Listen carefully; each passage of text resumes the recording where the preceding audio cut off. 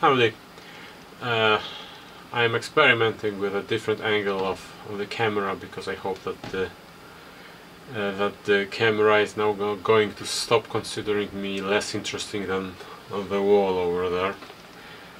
Anyway, I've gotten the Sensah SRX set of a rear derailleur and a matching shifter, derailleur shifter, a touch of a quarter ago, and a time has come, I think, to wrap it up.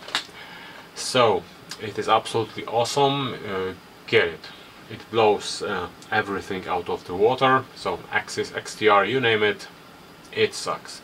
It's simply unbelievable how good this thing really is. I'm blown away, really. Okay, now I'm going to enjoy the unholy amounts of money I've gotten from an anonymous donor, so bye! Alright. I hope that wasn't too cringeworthy. I've used the SRX on two bicycles. It has seen several hours of usage on my Mondraker RR Plus trail bike. Then it got banged around on the Cube Fritz 180 freeride enduro all mountain whatever bike, which I use mostly for urban freeriding. And then it returned to the Mondraker, which is most likely going to be its final resting place. I've clocked about 60 hours total of ride time, and about half of it was the mud and grime, but sometimes frozen solid season we call, well, winter over here. During that time I primarily used SRX in conjunction with a 1140 XT cassette, KMC X10 chain, and homegrown my own, well, there's my CNC lathe, so my own homegrown chainring. However, on the Fritz, on the freeride bike, I also used an 1136 custom-made 11-speed cassette, so there it goes. The terrain I rode over mostly consisted what my neighborhood has to offer. So there are some ruts, some dirt trails, some rock-hard frozen dirt trails, some knee-deep in half-thawed snow, dirt, slush dirt trails, and probably some other kinds of remix of a dirt trail and weather conditions. I used the Sensah mostly on the freeride bike in the last 2 or 3 weeks, so that would also include jumping from knee-high walls, from riding from stairs, curbs, and whatever else I can find, so I can pretend that I'm cool and I'm dropping off stuff like in Gold Cranked movies. Features.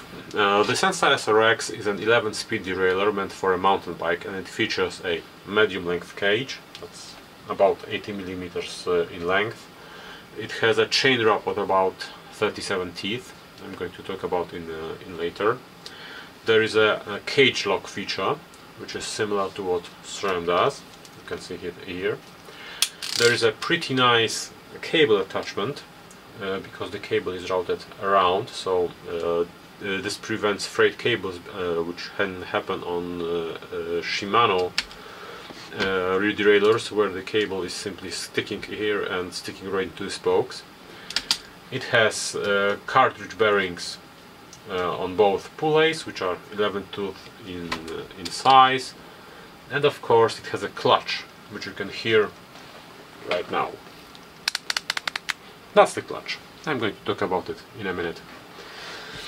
It is a single pivot design with a slanted parallelogram. You can look at it here. I hope the camera is going to autofocus correctly.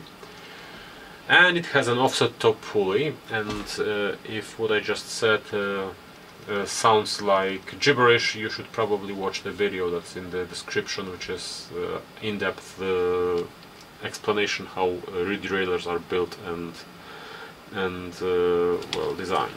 Overall, the initial impression of the derailleur is really good. It is full featured. It actually has more features than what its price equivalent, so Shimano 7000 series SLX.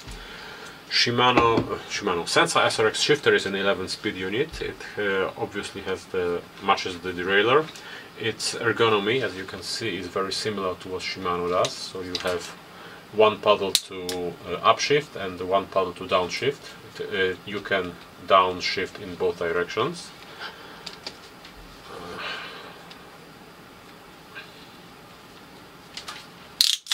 Have you ever noticed that it is very hard to use shifters without a derailleur attached to them. Anyway, you can release the cable in both directions, so this is multi-release, I believe, and you can upshift up to 5 gears, so 1, 2, 3, 4, 5.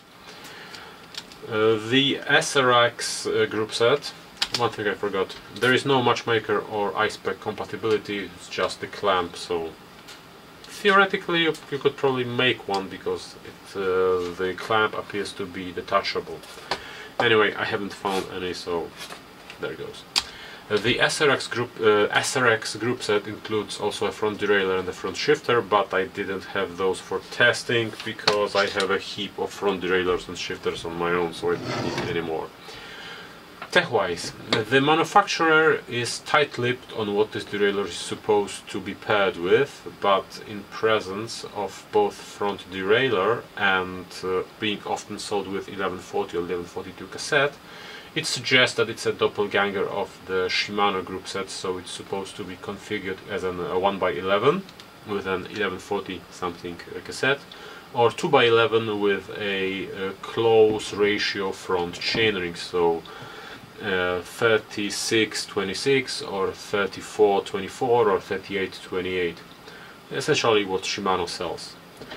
Anyhow, overall impressions of how the tandem of the derailleur and shifter performs are very good. Overall impressions of how the tandem of the derailleur and the shifter perform is very good. It's reminiscent of high-end Shimano setup, slightly more susceptible to long housing runs, but that's a minor issue. Shifter clicks are pronounced, no accidental overshifting is going to happen. During the first few hours of riding, the shifter needed a little more effort to release the cable, but that was gone pretty quickly. Just like any clutch system, as you shift up the cassette, the shifts are becoming progressively harder, so the bigger the cog, the harder the shift to the next bigger cog. Each shift requires a touch more force, obviously, but Sensah is no better or worse than SLX shifter and exterior derailleur I am using on my trail bike, or used on my trail bike previously. And it is slightly less clicky than the Saint shifter and Z rear derailleur. Considering the level of components it is being compared to, however, I think you can understand that this is actually pretty good, so nothing to be ashamed here. Once the system has been properly set up, it never missed a shift or ghost shifted. Each click corresponded with a single rear shift. Each multi-shift obviously shifted multiple cogs, so that's good. In essence, operations-wise, there was nothing I can fault this derailleur for. It works precisely as it should, and I have no complaints in this department. So, are there any downsides to it? Otherwise, it seems like a good way to feed someone's vanity because you don't want something from the big duo. Well, it's essentially an SLX level derailleur and shifter for, well, SLX level of money at the moment as I am reading my script. The pair of a shifter and a derailleur cost about $100. Well, let's start with a typical problem of the AliExpress sold gear. You can find this derailleur, just like this one, listed as a 50-tooth compatible or 1152 compatible natively, and the description of the listing, and I have provided a link in the description which shows that this claim isn't really truthful. SRX mech simply can't climb such a cassette on its own, and even if it somehow manages to do it, it neither has the chain wrap capacity to handle the extended range of the cassette, nor it has the geometry to keep the B-gap distance in a sensible way. If you use a hanger extender, you can make it to work somewhat acceptably, but it doesn't really change the chain wrap issue. It's simply, this cage is simply too short to handle all the chain required on those massive cassettes. It, however, works reliably with the 1136 and 1140, and I think it's going to work perfectly with 1142 because there's not much difference to 1140. And I guess you might get away with using it on an 1146, but I have no such cassette to test, so I can't really attest to it. In human terms, if you didn't understand that gibberish, it shifts like crap on whatever isn't the cassette at its designated size, so keep it around 1140 or 1142, but because that seems to be the sweet spot. And if we are on the topic of chain wrap, my cube is kind of an oddity here, so I'm not going to use it as an example of a rule of thumb, but when I tried to use an 1140 cassette with a closed matched 3626 chain rings, the derailleur failed to tension the chain on each gear. That would be not a problem on a hard tile, but Fritz has 180 millimeters of travel, so I expect there's a lot of chainstay growth there.